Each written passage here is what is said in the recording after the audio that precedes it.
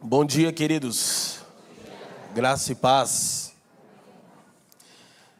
É uma alegria estarmos reunidos em mais um domingo, tradicionalmente chamado pelo povo de Deus como o Dia do Senhor. E é uma alegria dobrada estar aqui e perceber o que o Espírito Santo tem feito em vocês, a partir de vocês e apesar de vocês. Em especial, eu estava orando e adorando com vocês. Fui lá dar um abraço no Pedro, porque são 10 anos, eu não lembro quantos anos o Pedro tinha quando eu conheci. Olha lá, o Pedrinho está lá. Ó. Eu falei, Pedro, eu tinha uma mensagem super assim comportada, mas Pedro me acabou. Estou quebrantado, virei crente de novo nesse louvor. E é uma alegria estar aqui e encontrar o significado para a vida na presença de Deus e na comunhão dos irmãos, amém? Trago o abraço dos irmãos em Curitiba e realmente me sinto privilegiado, Douglas e Val, Ti, Thaís, todos os irmãos que têm amado ao Senhor e servido ao Senhor aqui. Gente, você sabe que quando nós nos saudamos com graça e paz, nós estamos relembrando e reafirmando a verdade do Evangelho uns aos outros. Essa saudação apostólica, graça e paz, ela é a maneira mais sintética de pregarmos o Evangelho. Se nós invertêssemos essa saudação, nós perceberíamos o poder dela, paz por causa da graça. Você sabe que, à luz da narrativa bíblica em Gênesis, o primeiro efeito da queda do homem foi conflito e inimizade. O homem entrou em conflito com Deus, com o próximo, consigo mesmo e com a ordem criada. Quando o Senhor, na viração do dia, disse, comeste tudo o fruto que ordenei que não comesses, o homem disse, a mulher, perceba, próximo, que você, Deus me deu. Conflito estabelecido entre o homem e Deus, entre o homem e o próximo. Ele também teve vergonha de si mesmo. E como a nossa geração tem sofrido com vergonha de si mesmo, e ele cozeu folhas para esconder sua nudez e seu pecado. Conflito com Deus, com o próximo, comigo mesmo. E a criação que outrora obedecia ao homem começa a produzir espinhos e abrolhos. E agora o homem também está em conflito com a criação. Então, a principal evidência da falta de redenção na vida de alguém é conflito com Deus, conflito com o próximo, conflito consigo mesmo, conflito com a criação. Contudo, quando o Evangelho redime o coração de alguém, a primeira evidência do Evangelho é paz com Deus, paz com o próximo, paz comigo mesmo e paz com a criação. Então olha para quem está do seu lado e diga assim, paz por causa da graça. Porque a gente talvez se torna tão robusto na nossa teologia, Fábio, que deixa de celebrar essas coisas valorosas do Evangelho de Jesus. Eu estou numa posição na minha vida que eu tenho me alegrado no Evangelho. Olha, me falta um monte de coisa, mas eu tenho o Evangelho de Cristo Jesus. Pensa num cara que se sente um jogador caro. Tá sem clube, mas não perde a passada nunca. Aqui, ó. Glória a Deus, gente. Paz por causa da graça, igreja de Jesus. Sempre que nos saudarmos, lembre, eu estou celebrando o Evangelho na minha vida, quando digo graça e paz, e estou pregando o Evangelho para aquele a quem eu estou saudando com graça e paz, amém? Vamos ao texto de Gênesis capítulo 5, nós vamos ler 2 porções das Escrituras, e dar seguimento nessa série de palavras que vocês estão trabalhando, encontros com Deus. E eu vou começar me justificando desde já que eu escolhi o mais difícil de todas as Escrituras, e depois no final você vai poder dizer se tem algum texto mais difícil do que eu escolhi. E eu vou meio que enrolar vocês a mensagem inteira para no final falar a única coisa que na verdade eu acho que dá para se falar desse texto. Mas assim, eu vou enrolar vocês com conteúdo bíblico, entendeu? Tipo assim, mas eu estou enrolando, eu vou confessar. Porque uma frase definiria o que eu tenho para falar. E desde que o time falou sobre o tema, eu pensei nele e não consegui. Eu falei, não vou falar sobre isso, não tenho o que falar sobre esse assunto, sobre esse tema, sobre esse personagem da Bíblia. Tinha tanta coisa que eu podia falar, daí eu vim ouvir as mensagens, ouvi do Douglas e Jacó semana passada, falei, ficou tão boa dele, tinha tanta coisa para falar de Gênesis 28 ali, né? É bem mais fácil pregar ali, mas eu escolhi o mais difícil de todos, eu acho.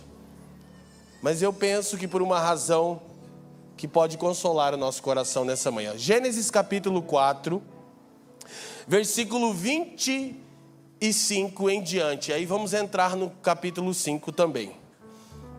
A Escritura disse, tornou Adão a coabitar com sua mulher, e ela deu à luz a um filho, a quem pôs o nome de Sete, porque disse ela, Deus me concedeu outro descendente em lugar de Abel, que Caim matou. A Sete nasceu-lhe também um filho, a qual pôs o nome de Enos. Daí se começou a invocar o nome do Senhor. Este é o livro da genealogia de Adão. No dia em que Deus criou o homem, a semelhança de Deus o fez. Homem e mulher os criou e os abençoou e lhe chamou pelo nome de Adão. Olha o mistério de Cristo aqui que tantas vezes já ensinamos. No dia em que foram criados, verso 3, viveu Adão 130 anos e gerou um filho à sua semelhança, conforme a sua imagem, e lhe chamou Sete. Os próximos versículos vão falar então da linhagem de Sete. Vamos para o versículo 18. Quem está comigo, diga amém. Jared viveu 162 anos e gerou a Enoque. Depois que gerou a Enoque, viveu Jared 800 anos e teve filhos e filhas. Todos os dias de Jared foram 962 anos e morreu. Enoque viveu 65 anos e gerou a Matusalém. 22. Andou Enoque com Deus. E depois que gerou a Matusalém, viveu 300 anos. E teve filhos e filhas. Todos os dias de Enoque foram 365 anos. 24. Andou Enoque com Deus. E já não era, porquanto Deus o tomara para si. Judas, versículo 14 e 15.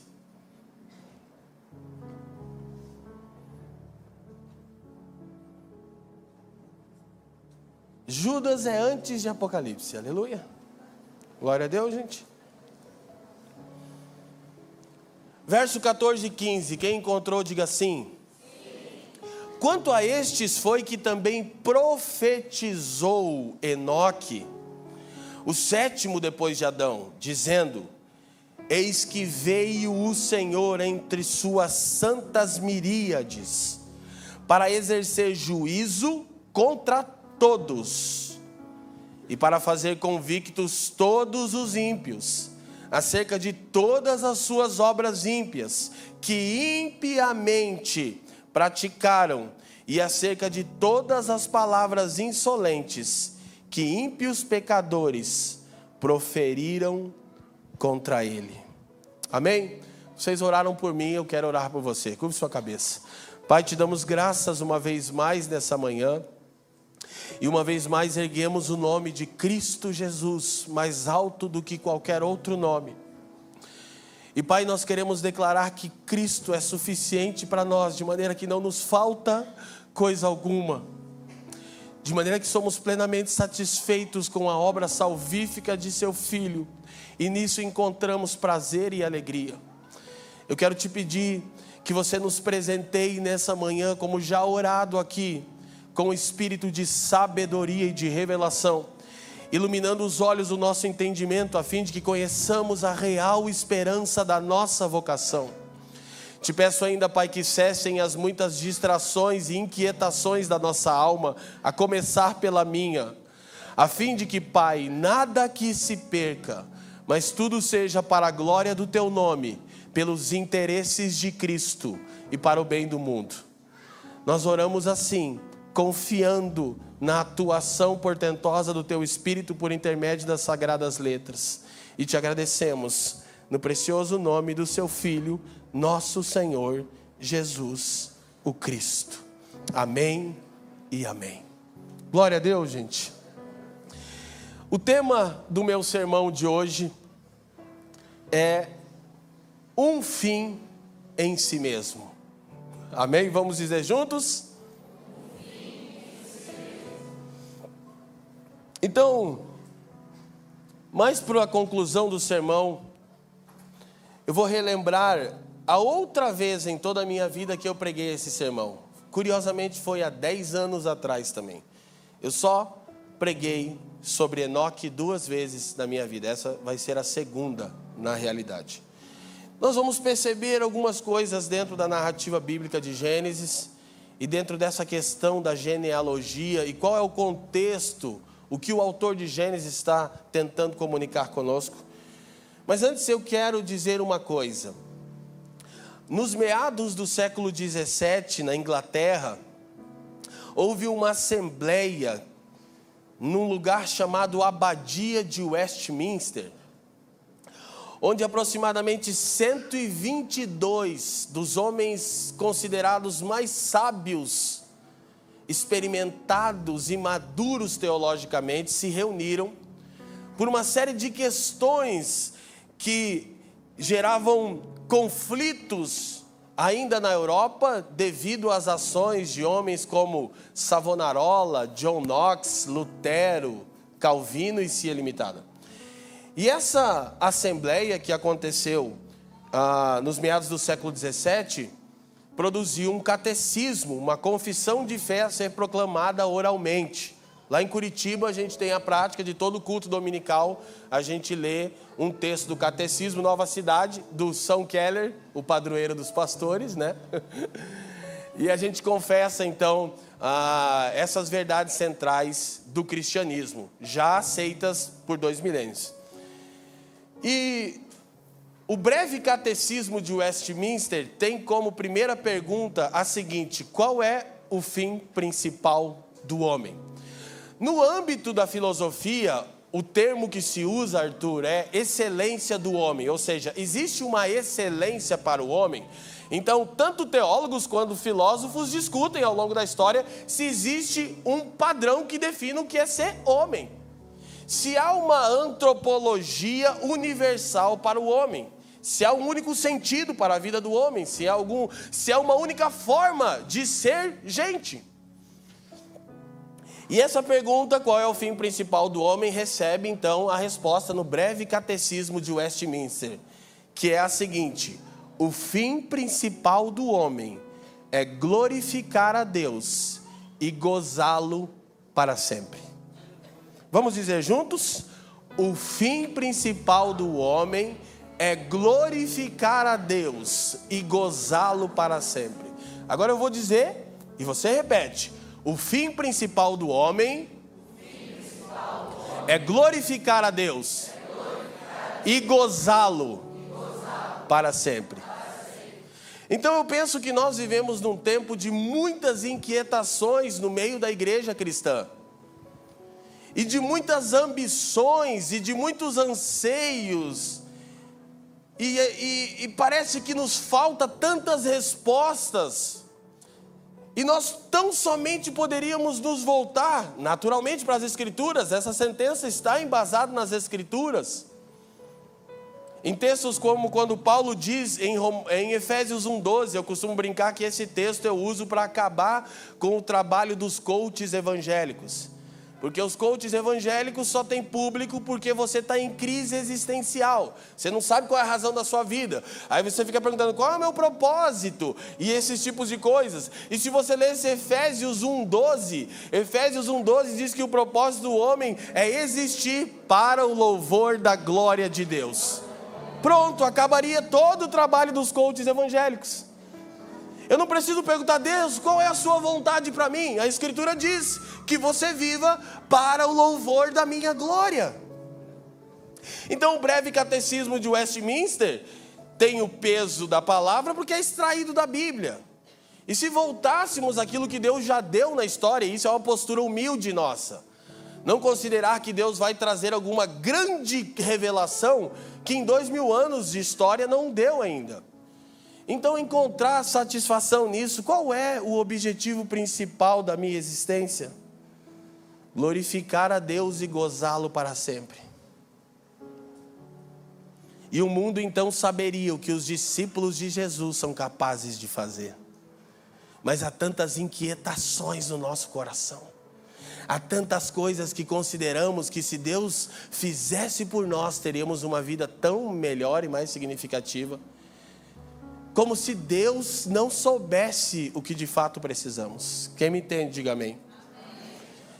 Então quando a gente olha para o texto, o personagem que eu quero falar, não apenas de um encontro ocasional, mas de um caminhar perseverante com Deus, é Enoque. E há 5 menções de Enoque apenas nas Escrituras, e as 2 que importam são as que lemos, depois tem uma menção em Crônicas, tem uma menção na genealogia e tal. O que importa é que nós lemos esses 2 textos, de Gênesis e de Judas. A gente fica sabendo 2 coisas sobre Enoque. Primeiro, Enoque andou com Deus. Segundo, Enoque foi o primeiro pregador do mundo. E isso é muito significativo. Porque eu já vou me antecipar e dizer que encontrar com Deus implica em falar daquilo que você viu e ouviu. Enoque é o primeiro pregador do planeta Terra. Ele é o primeiro arauto do evangelho do reino em toda a história. Depois da sentença de Deus em Gênesis 3,15, o proto-evangelho, a descendência da mulher que pisaria a cabeça da serpente, o próprio Deus prega o evangelho a Adão e Eva. Depois é Enoque, o primeiro pregador do evangelho do reino em toda a história do mundo. E ele naturalmente, com certeza, falava daquilo que ele via e ouvia, direto do Criador. E o curioso é que o primeiro homem, Adão, e Enoque viram uma tipologia de nova raça. Ele se rebelou contra Deus dentro de um jardim, numa harmonia perfeita. Já Enoque, fora dos jardins, num caos absoluto, andou com Deus. Então você começa a ver contrastes que o autor de Gênesis está tentando comunicar conosco. Mas eu quero que tenhamos em mente isso, como quando vamos à primeira carta do apóstolo João, ele diz assim: o que os nossos olhos viram, o que os nossos ouvidos ouviram, o que nós apalpamos a respeito do verbo da vida, disso falamos. É muito maravilhoso a gente pensar em encontros com Deus, porque nós estamos aqui nos estimulando a uma vida que entende o seguinte: eu já tive várias crises assim, com o tipo correto de oração.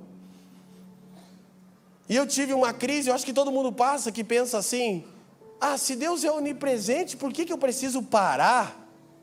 Ontem eu estava brincando com a Val, né, que eu estou numa outra modalidade, é brincadeira. E a resposta é tão óbvia: Deus é onipresente, você não. Então quando você para e dedica um tempo para isso, você glorifica a Deus. Amém? E Jesus ainda diz aquela coisa maravilhosa no Sermão do Monte, ele diz: o teu pai te vê quando você está em secreto. Não é que ele só te escuta, ele vê você. Uma boa heresia aqui é como se essa postura de nos escondermos do mundo, assim por dizer, essa postura de reclusão para buscar a Deus, faz com que a face de Deus se volte para nós. Então, nós vamos perceber algumas verdades implícitas, mas é muito importante entender todo o contexto dessa genealogia. Eu acho que tem um aprendizado para nós aqui também bem interessante a respeito de genealogias. Mas Gênesis tem 4 grandes temas teológicos. Vamos ver se a gente consegue perceber isso. A gente podia desdobrar isso aqui, mas não é a minha intenção. Então, os 4 grandes temas de Gênesis são Deus. A primeira coisa que o livro de Gênesis tem o objetivo de dizer é quem o Criador é. Amém? O segundo tema, não necessariamente a gente não precisa pegar uma ordem aqui, mas eu estou pensando em uma ordem, como Gênesis escreve, é a criação. E o objetivo da criação é ser um templo para o próprio Deus, como vocês têm aprendido aqui. Toda a terra se encherá do conhecimento da glória de Deus, diz o profeta Abacuque.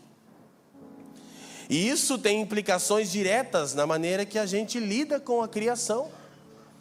Poucos de nós estão antenados em discussões seríssimas com cristãos cientistas e ecologia. A gente acha que isso não tem nada a ver com a gente, mas o primeiro homem foi um ambientalista, foi um jardineiro, exercia seu sacerdócio dessa maneira. Terceiro tema de Gênesis, então, é a criação do homem, né? A coroa da criação de Deus. Não o centro do coração de Deus, tá? O centro do coração de Deus é Jesus. O homem é a coroa da criação de Deus. Amém, gente? E por fim, a gente tem os relatos da queda. Então, a redenção, a história da intervenção divina. Preste atenção. Nós vivemos num mundo pós-moderno. E isso implica termos abraçado o espírito da época, o Zeitgeist, e uma mentalidade, uma cosmovisão de vida que é deísta. O deísmo, eu não vou entrar nisso agora pela manhã de maneira nenhuma, fica tranquilo. Mas basicamente o deísmo é uma visão de mundo que tentou tirar 2 características essenciais ao ser de Deus. Porque a igreja, quando tomou uma posição de poder e de autoridade, que nunca foi dado a ela na ordem estatal do mundo, assim por dizer, quando a igreja se macunou com o espírito político, ela cometeu uma grande, assim, uma grande leva de pecados, muita coisa, muito sofrimento no mundo por causa da igreja institucionalizada. E quando o mundo conseguiu se livrar de Roma, por causa do trabalho dos reformadores, o mundo precisava de uma outra visão para viver, que não poderia ser o teísmo, com T, de cristianismo bíblico, que dizia basicamente o seguinte: o teísmo diz o seguinte: Deus é criador, sustentador, e Ele é um ser pessoal e interventor.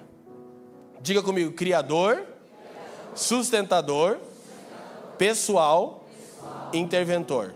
O problema está em Deus se apresentar nas Escrituras como um Deus pessoal e interventor.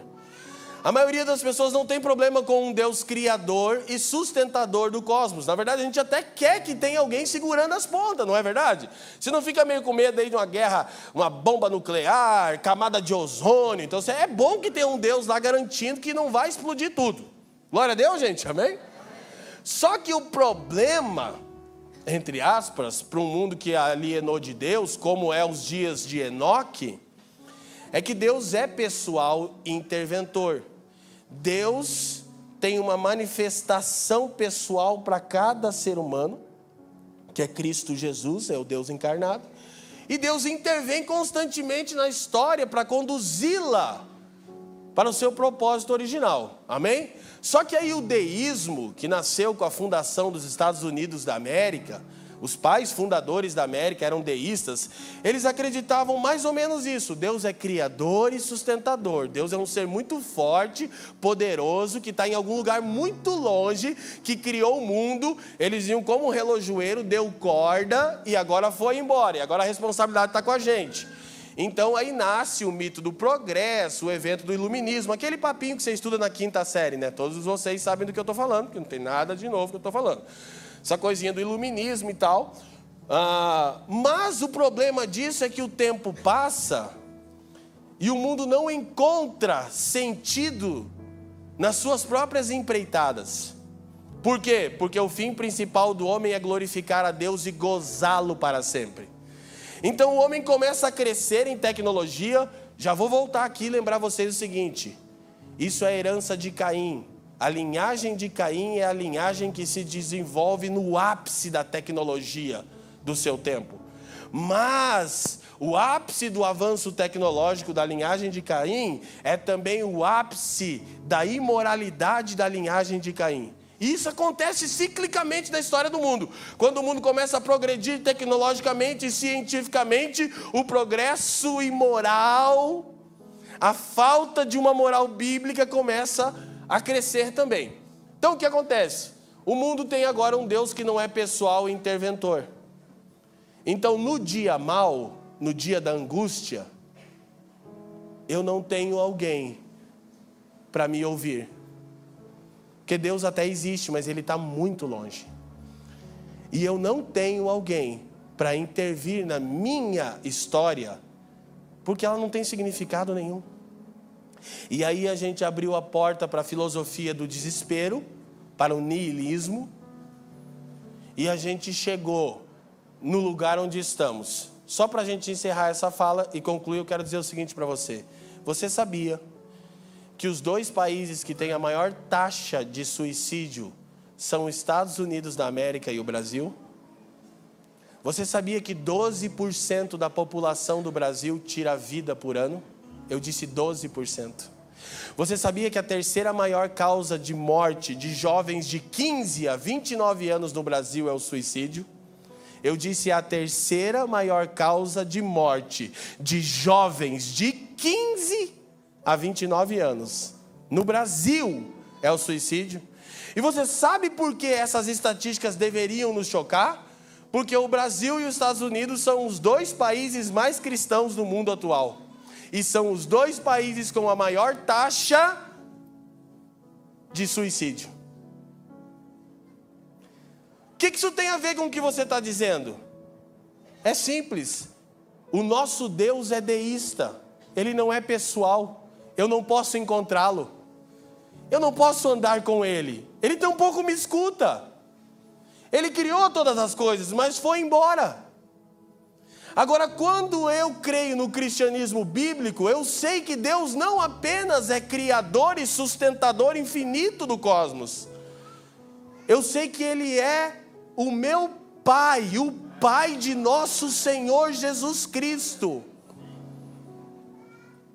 E no dia da angústia, não é o nosso conhecimento filosófico e nem o conhecimento robusto teológico. Tem que ser o conhecimento teológico, porque é conhecer quem Deus é. Mas não é a nossa robustez teológica que resolve, é a certeza de que no dia mau nós ainda estamos andando com Deus. Quem está me entendendo, diga assim. Então, esses são alguns dos grandes temas teológicos de Gênesis. E tem vários personagens importantes em Gênesis. Provavelmente, depois da queda, os 2 personagens mais importantes de Gênesis são Noé e Abraão, por causa da história da redenção. Então, com Noé, o Criador faz uma aliança para salvar a sua. Essa é a aliança de Deus com Noé. É Deus dizendo, diferente daquilo que muitos de nós pensávamos, que Ele não vai destruir o mundo inteiro e levar a sua criação para o céu. Não, isso nunca vai acontecer. Deus vai restaurar todas as coisas e vir dessa realidade celestial habitar com o seu povo. Amém? Esse é o objetivo. Isso faz com que a gente, de novo, olhe para toda a ordem criada de uma nova maneira. Faz com que o nosso cristianismo seja um cristianismo coerente. Então, com Noé, a aliança é para salvar a criação. Com Abraão, o Senhor da história faz uma aliança para salvar as nações. Então, em Gênesis, nós temos a certeza que, embora o pecado estabeleceu o caos, preste atenção, Deus promete, por intermédio de aliança com Noé, que irá chegar o dia em que toda a criação será redimida, de maneira que cada átomo do universo criado manifestará a glória e a pessoa de Jesus Cristo. Efésios 1:10. e que Deus está redimindo para si em todas as nações da terra, por intermédio da família de Abraão, do descendente de Abraão que é Cristo, homens, mulheres, jovens, crianças e anciãos, para o louvor da sua glória. Amém, gente? Então essas são algumas coisas. A narrativa de Gênesis vai continuar e vai destacar outras coisas para nós aqui, a título de entender do que se trata. Quando a gente olha da relação de Deus com o homem, a narrativa de Gênesis então destaca a constituição do homem, criado à imagem de Deus, amém? E a imagem de Deus está relacionada àquilo que Pedro diz lá na sua primeira epístola, que nós somos chamados a ser coparticipantes da natureza divina. A imagem de Deus está em nós, a fim de que pudéssemos gozar de comunhão com Deus. A gente vê a vocação do homem, que é cultivar e guardar, é glorificar a Deus, é servir a Deus, é cuidar da boa criação de Deus, de muitas formas. Então a narrativa continua e a gente vê a queda do homem. O pecado afeta o homem por completo. Preste atenção, o homem é primeiro separado, ele é separado psicologicamente de si mesmo. Ele é separado socialmente do próximo. Ele é separado espiritualmente de Deus. Então, espiritual, psicológica e socialmente, o homem vive uma ruptura. A narrativa continua. E é engraçado que a gente vai percebendo isso na genealogia. Já eu vou chamar a gente de novo para o texto bíblico, você vai ver como as coisas vão se encaixando. Na quarta verdade, a gente vê um homem alheio de Deus. O mesmo capítulo que descreve Enoque e Noé, descreve a tristeza e o arrependimento de Deus em ter criado o homem. Esse homem alheio de Deus. E por fim, o texto de Gênesis todo vai seguir enfatizando a intervenção redentora de Deus a favor do homem e da sua criação. Amém? Quem aqui já teve crise com genealogia na Bíblia? Olha só. A genealogia nos ensina pelo menos 3 coisas. Primeiro, leiam comigo. 1. O que a genealogia nos ensina? Lembra que eu falei do deísmo? O cristianismo deísta, que usa Deus para empreitada política, que usa Deus para os seus próprios propósitos, não considera isso. Mas Deus, por todo o Gênesis, se mostra um Deus pessoal. Enoque andava com ele. Você já se deu conta? Tenta pensar como é que era isso. Eu não sei, eu não vou arriscar dizer. Eu não sei o que a Bíblia quer dizer com isso. Eu só sei uma coisa. É diferente do que grandes encontros na Bíblia, Douglas.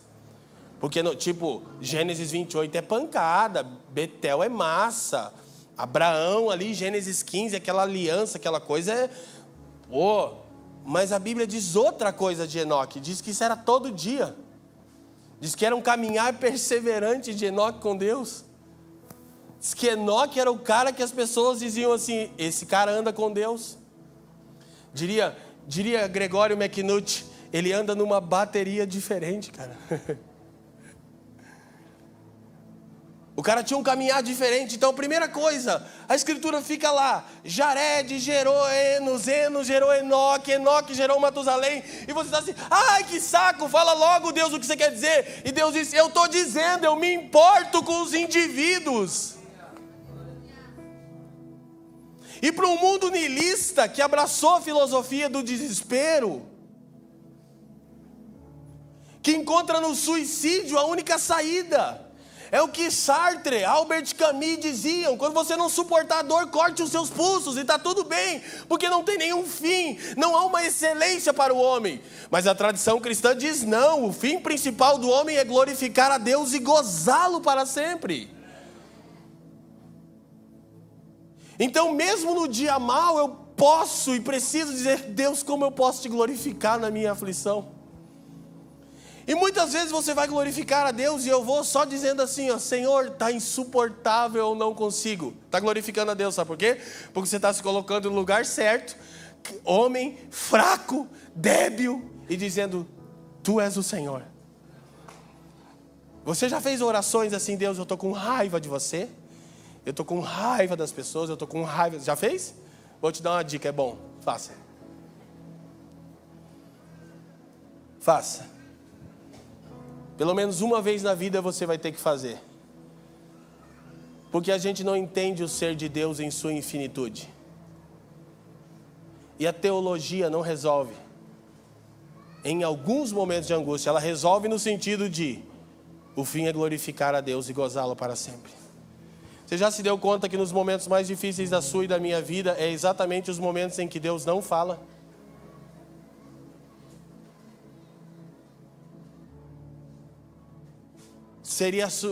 Vai soar como assustador, mas eu estou vulnerável aqui.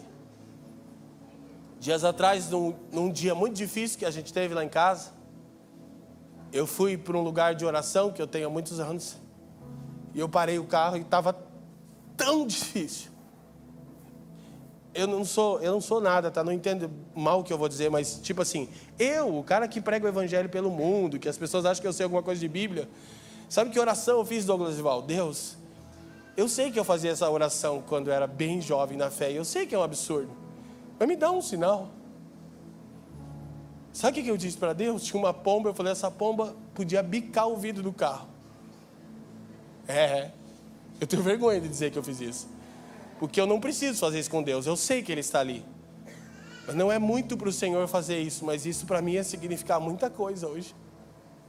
A pomba não bicou. Só que eu vou te falar que desde ontem eu cheguei aqui, a gente está tendo um nível de comunhão com os nossos amigos.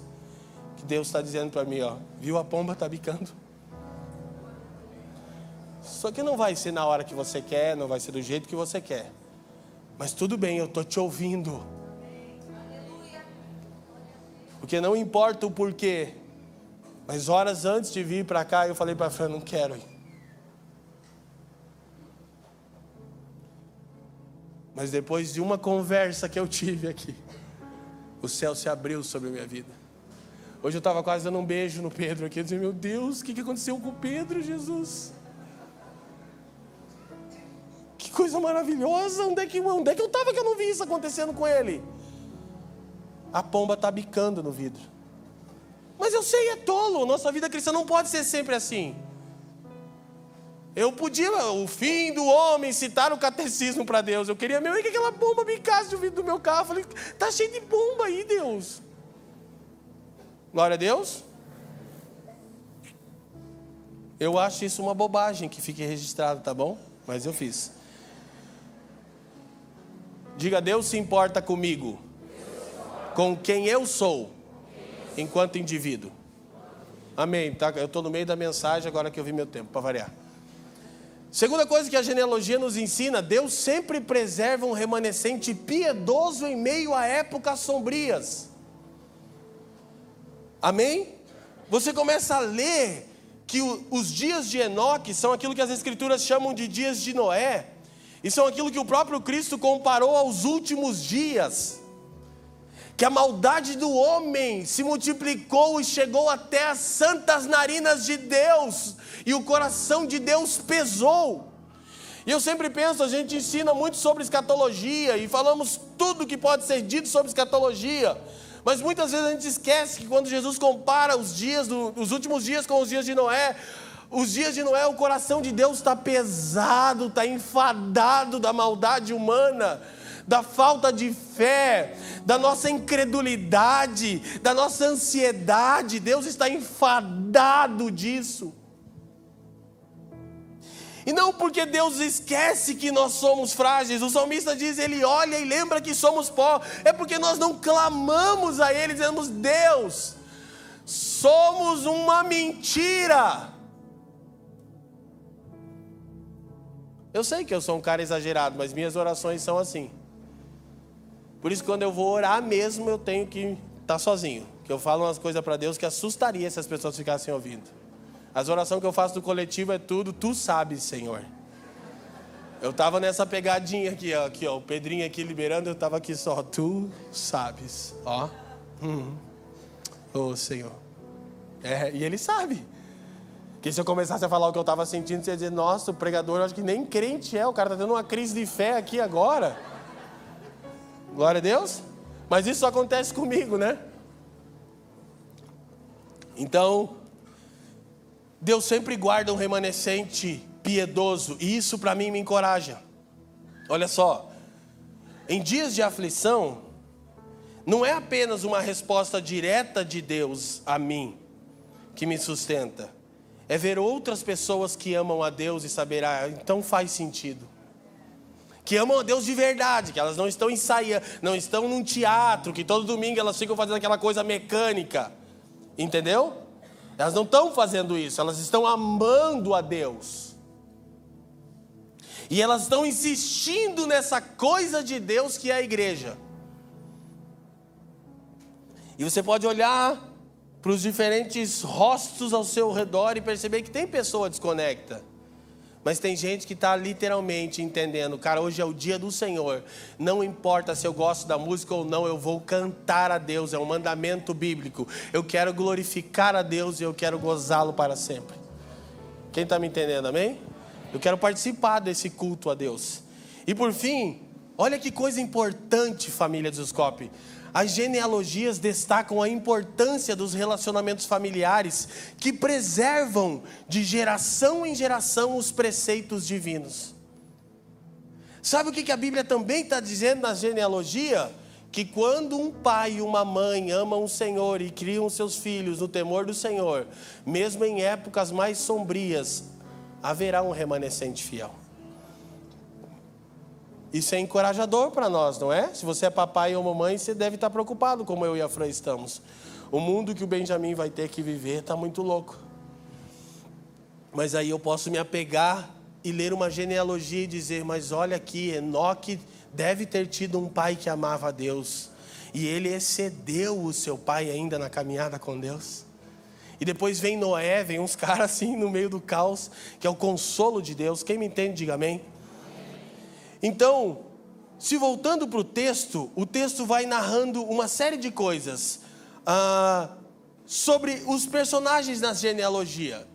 E a gente aprende o seguinte, em genealogias, a Bíblia sempre prioriza contar aquilo que é mais relevante ou que é a característica que mais se destaca na vida dos seus personagens. Se a gente voltasse o texto, lá, próximo slide, Camila. Olha só, Jabal, criador de gado. Foi reconhecido por criar? Aí que a Bíblia está falando sobre ele. Jubal, músico, da família de Caim, essa galera aqui, tá? Foi reconhecido... Desculpa, não foi com essa intenção que eu disse aos músicos aqui, cara. É um fato? O Coelho disse que é um fato. Coelho aí, o Fábio e a Dani, a galera, os músicos aqui, né? Agora eu vou entregar uma revelação agora, poderosa. Se você, pastor, que está aqui ou que está me ouvindo, não sabe por que os músicos são perturbados, é porque eles são descendentes de Caim. Está explicado, não está, Fábio? Olha só, ele foi reconhecido pela habilidade de produzir sons musicais perfeitos. Então, quanto melhor é o músico... Não, o que é isso, galera? Essa hora é ser bom, cara. É bom ser ruim, entendeu? Tubal Caim, aí ó, parente de Caim. Hábil na fabricação de ferramentas de cobre e ferro. Essa foi a marca que ele deixou.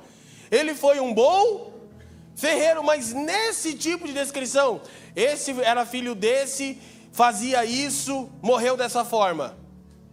Tem um intervalo assombroso na genealogia bíblica, que nunca mais tornou a ocorrer em nenhuma outra genealogia. Tem até um cara chamado Jabes em Crônicas, que se diz uma coisa sobre ele também, né? Que o Jabes orou a Deus e Deus alargasse as minhas fronteiras. Mas essas são as duas intervenções na genealogia que você diz, o quê? Porque de Enoque é dito que Enoque, leiam comigo... Era isso que ele fazia. Jabal criou gado. Jubal produziu instrumentos. Tubal Caim fabricou materiais de cobre e ferro. Enoque andou com Deus. Você está percebendo que Enoque não é definido por aquilo que ele fez, mas por com quem ele andava? Gente do céu. Douglas, irmão Valdemar partiu para o Senhor, sabe disso? Enterro dele, Thiago. Conheceu o irmão Valdemar, Fábio? O irmão Valdemar foi o meu pastor por muitos anos. E a pessoa, junto com a dona Elisete, a minha mãe, mais parecida com o Senhor que eu já vi na minha vida. Diferenciado. E aí ele partiu para o Senhor. E a gente foi para o velório dele. E o velório dele foi, nos últimos anos, o culto mais cheio da presença de Deus que eu participei. Eu me lembrei daqueles primeiros dias nossos, e estava denso, né, amor? O ambiente no velório do irmão Valdemar, Douglas, estava denso. O ar estava rarefeito. Vocês já tiveram essas paradas, assim, tá ligado? Quando a gente está fritando mesmo, assim, de verdade. Eu não conseguia respirar direito, assim, ó. Tinha uma glória de Deus no lugar. E os filhos deles conduzindo a adoração, cantando em torno do Pai. E dizendo, nosso Pai amou o Senhor. Aí o irmão Jorge, um irmão muito amado, cara. Ele me ensinou a coisa mais importante sobre igreja que eu aprendi na vida. Quando eu conheci esses irmãos, eu perguntava, irmão Jorge, né? O que é a igreja? Quantos irmãos tem? Porque ele se reuniu na casa, ele dizia, Leandro, é uma cebola. Eu dizia, o quê? Quantos irmãos tem nessa igreja? Ele, é uma cebola. Eu disse, como assim? Assim, ó, é uma cebola. Tem irmãos aqui nessa camada, tem irmãos aqui nessa camada, tem irmãos aqui nessa camada, tem irmãos aqui, e bem no miolo aqui tem bem poucos irmãos, e quanto mais você descasca, mais você chora. Falei, isso é a igreja, irmão Leandro. Eu disse, falou, então não fica me perguntando quantos irmãos tem, não, porque é uma cebola. Então eu aprendi, quando alguém pergunta, quantos membros tem na família dos que creem? Eu digo, é uma cebola. Aí o irmão Jorge começou a pregar o evangelho, no enterro do irmão Valdemar, todo mundo quebrantado, mas ele disse uma coisa assim, ó, esse homem aqui gostaria que a gente pregasse o evangelho agora. E ele começou, primeiro quero chamar todos os obreiros que estão aqui, que foram influenciados pela vida do irmão Valdemar. Eu falei para a Fran, eu quero morrer assim, amor. Eu quero ser... E o irmão Valdemar é uma comunidade carente. E para sobreviver, ele fazia 30 coxinhas e vendia com uma garrafa de café. Ele dizia, não 29, irmão Leandro, não 31, 30 coxinhas. E a irmã Maria, a esposa dele, que tem mais de 400 hinos, dizia, irmão Leandro, ele dá mais da metade. Aí ele dizia, é porque eu encontro as ovelhas do meu Senhor na rua, eu preciso servi-las. Um homem que andou com Deus, inclusive eu quero deixar o registro. Eu já falei do irmão Valdemar 200 vezes, eu vou dizer de novo. Um homem que andou com Deus. Na partida do Gregório, eu já disse, eu sou o sucessor, eu preguei no lugar dele. Não adianta, vocês podem chorar aí. Eu estava, o Gregório partiu para o Senhor, eu tive que pregar no lugar dele.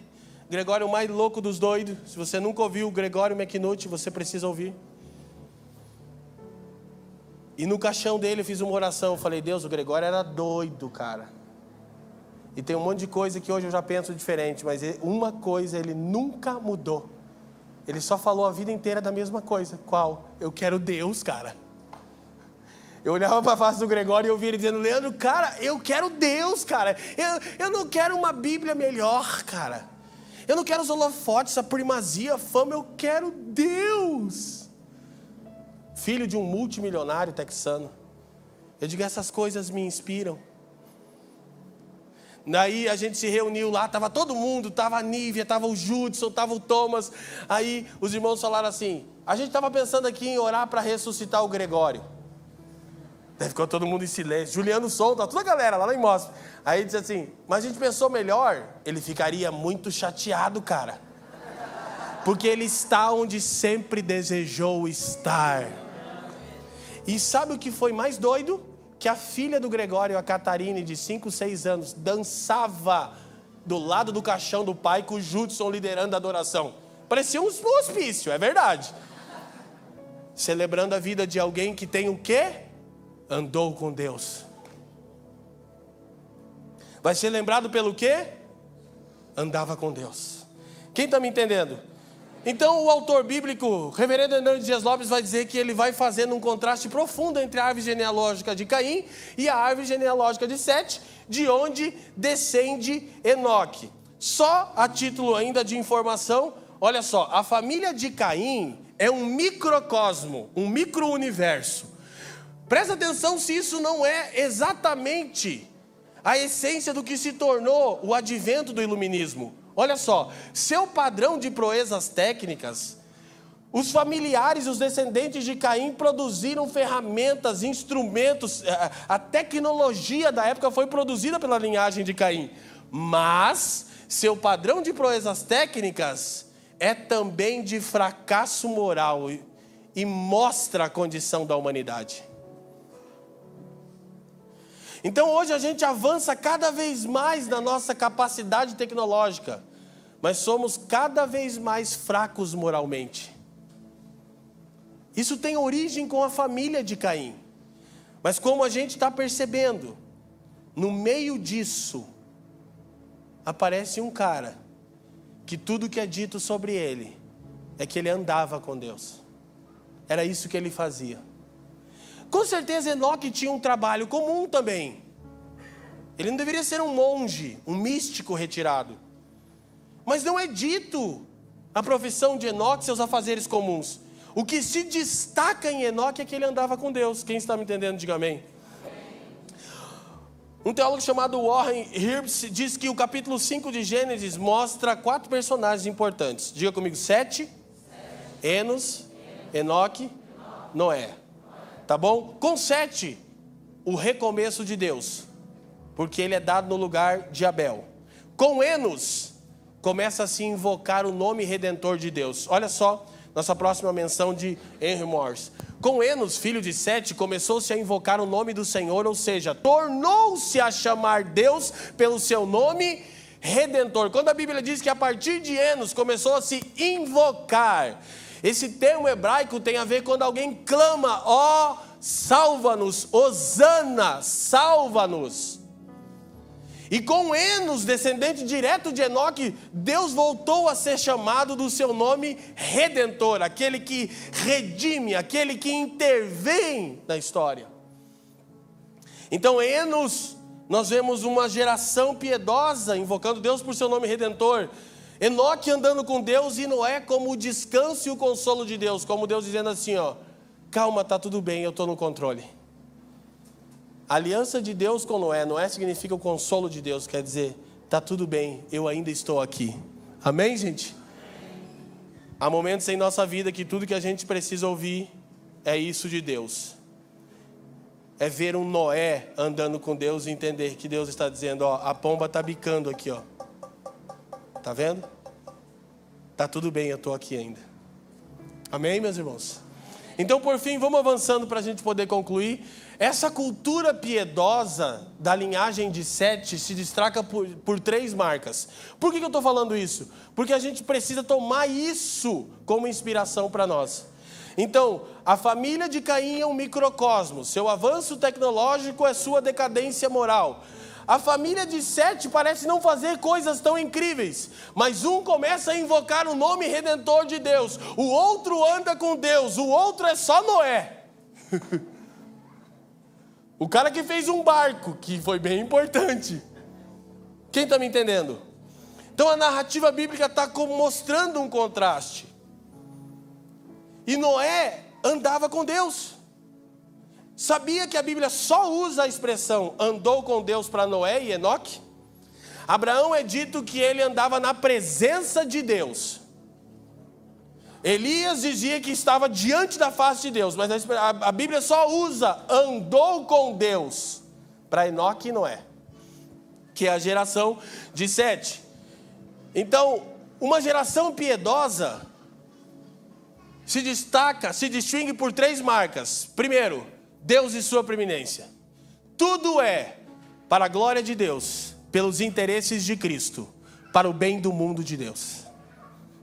Quem está me entendendo, diga amém. Vou te falar um mantra que eu fico falando na nossa igreja local. Acabei de falar, eu oro. Diga comigo, para a glória de Deus, pelos interesses de Cristo, para o bem do mundo. Isso resume tua vida cristã. Você não tem que, ai Deus, eu faço matemática ou geologia. Não, você precisa responder para você mesmo. Como por intermédio deste curso ou daquele eu vou viver para a glória de Deus, pelos interesses de Cristo, para o bem do mundo. A gente está enchendo o céu com oração que só atrapalha o fluxo. Deus, que curso eu faço? Deus não tem uma opinião sobre um curso que você faça. Deus quer que você saiba como irá glorificá-lo, tratar dos interesses de Cristo e abençoar o mundo. Digam comigo, para a glória de Deus, pelos interesses de Cristo, para o bem do mundo. Esse é o meu mantra, eu fico dizendo para mim mesmo, toda hora. Eu existo para isso, para a glória de Deus, pelos interesses de Jesus, para o bem do mundo. Amém? Então, a característica é Deus e sua preeminência, quando olha para si, o homem e sua fraqueza, e por fim, a total dependência de Deus para a nossa salvação.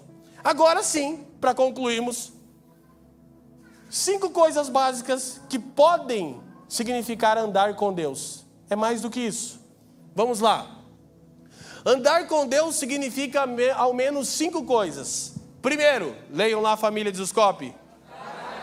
Andar pela fé. Você sabia que aquele célebre texto de Hebreus que diz assim, ora, sem fé é impossível. Você sabia que ele é dito por causa de Noé? De Enoque? Olha só, rapidinho, abre sua Bíblia lá, não custa, não vai doer agora abrir mais uma vez a Bíblia, não vai queimar suas mãos, tá? Fica tranquilo. Hebreus, capítulo 11, porque isso é significativo. Eu já estou concluindo, tá bom, irmãos? Aleluia. Hebreus 11, olha o que diz o versículo 5. Quem encontrou, diga amém. Amém. Hebreus 11, verso 5. Olha só. Pela fé, leiam aí. Enoque foi transladado para não ver a... Isso aqui já tem a ver com o aspecto da redenção plena. Maravilhoso. Não foi achado porque Deus o transladara, pois antes de sua transladação, obteve testemunho de haver... Aí olha o que o autor de Hebreus diz. De fato, sem... Qual é a marca de Noé? De Enoque, perdão. Qual é a marca de Enoque? Sem fé é impossível. E o que é fé? Porquanto é necessário que aquele que se aproxima de Deus creia que Ele... Opa! E se torna galardoador dos que o buscam. Presta atenção numa coisa. O célebre texto de fé na Bíblia é dito por causa da conduta de Enoque. Ele obteve o testemunho de agradar a Deus, sabe por quê? Porque ele se aproximou de Deus. E de alguma maneira, no primeiro encontro de Enoque com Deus, a gente podia pensar que talvez ele não tivesse garantia nenhuma que ele estava buscando alguém que existia. Embora não tivesse garantia, a Bíblia diz que ele tinha uma certeza que Deus existia. E que Deus é recompensador daqueles que diligentemente, perseverantemente andam com Ele. Quem está me entendendo? E sabe qual é o problema? Você acha que andar com Deus é um esforço. Olha só, eu estou concluindo. Mas em que lugar nós chegamos, meus irmãos? Que eu tenho que dizer para esse irmão aqui orar? Eu tenho uma opinião sobre isso. Se eu preciso dizer, cara, você precisa amar a Deus, você precisa orar. Ele não converteu ainda, gente. Eu estou tentando discipular um bode. Você está rindo? Não responde. Você ora e lê a Bíblia todos os dias? Você tem algum problema se não faz isso. E é um problema gravíssimo. E talvez você não tenha nascido de novo ainda. Que você está de brincadeira. Você olhar para as sagradas letras e saber que Deus é pessoal e interventor e desprezá-lo todos os dias e desprezar também a sua palavra. E aí você quer vir encontrar Deus domingo? Essa é uma razão pela qual eu escolhi Enoque.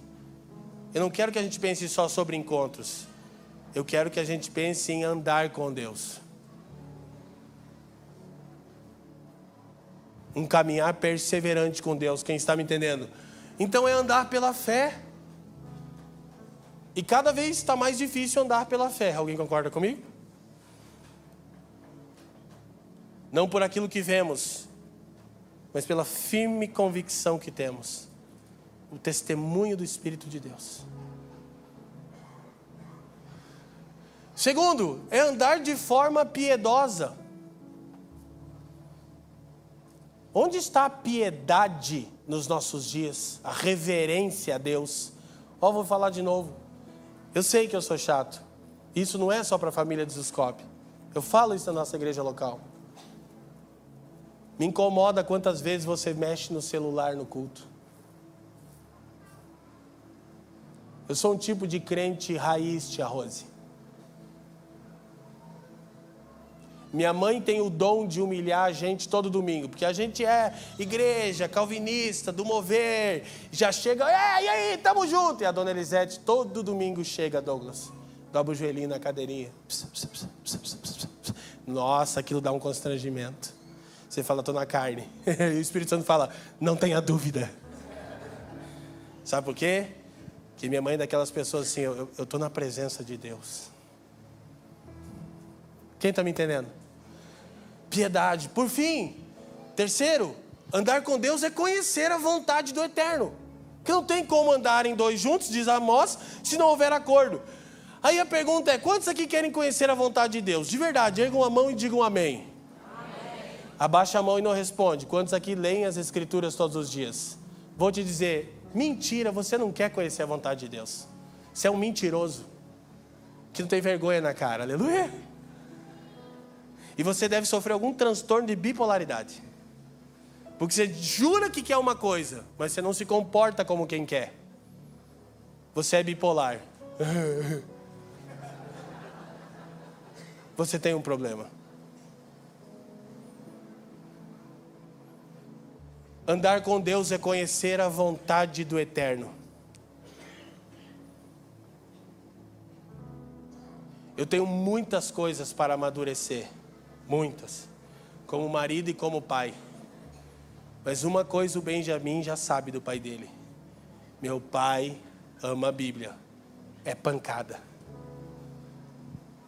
Todo domingo eu vou pregar. Eu levo uma semana para fazer o sermão.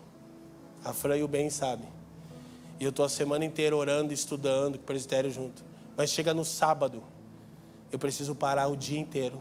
Eu não posso ver ninguém. Sábado eu não tenho. Eu falei, não pode passear. Eu subo para o meu escritório. E eu entro numa luta com Deus.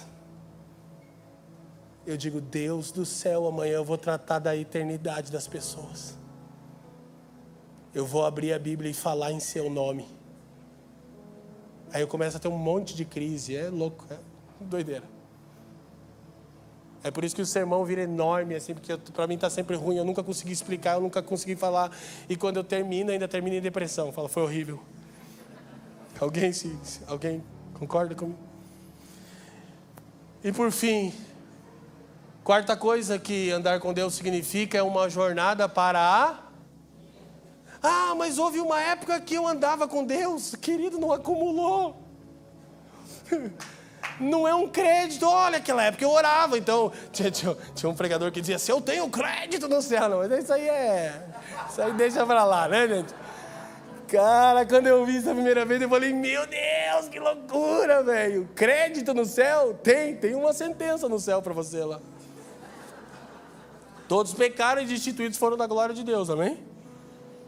Gente, não acumula andar com Deus. Já andei muito com Deus essa semana. Tá, saturou de Deus. Li muito a Bíblia já na minha vida. E recentemente,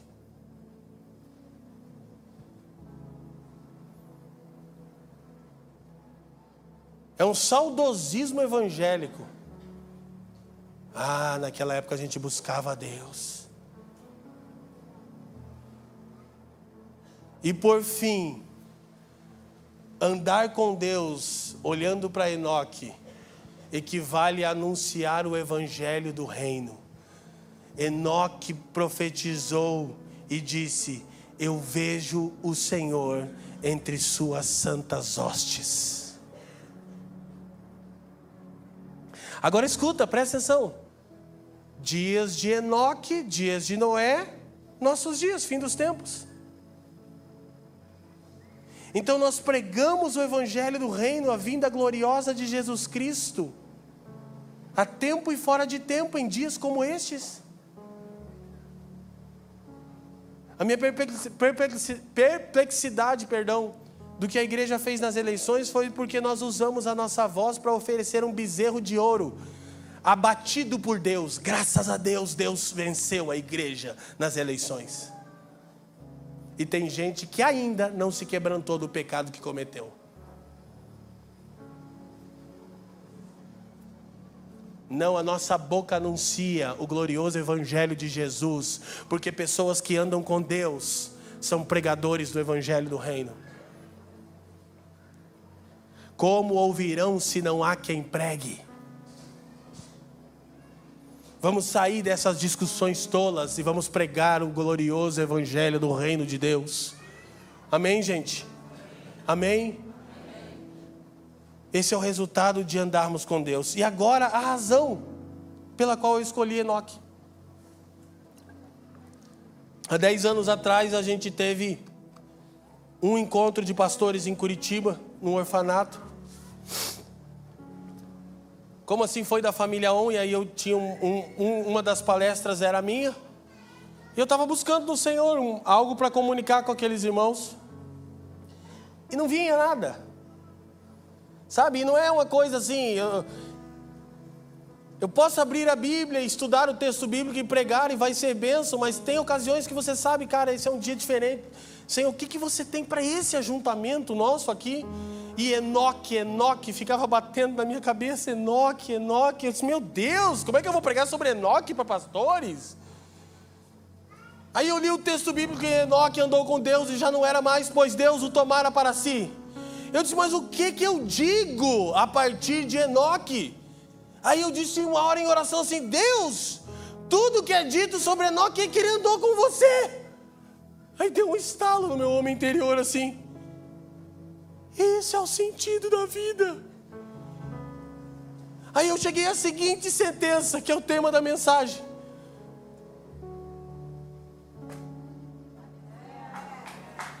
Andar com Deus é um fim em si mesmo. Mas deixa eu te falar do que eu estou tentando dizer. Eu não queria que você aplaudisse, tipo, deu certo a sacada. Não, eu queria que você entendesse o que eu estou dizendo. No meio de uma geração que está cheia de ambições, Thaís, de inquietações. Andar com Deus é suficiente. Ah, mas e se eu não conseguir me tornar profissional? Ande com Deus. E se eu não for lembrado como o grande criador de uma startup? Ande com Deus. Enquanto isso não for a nossa maior obstinação, meus irmãos, nós não entendemos o evangelho ainda.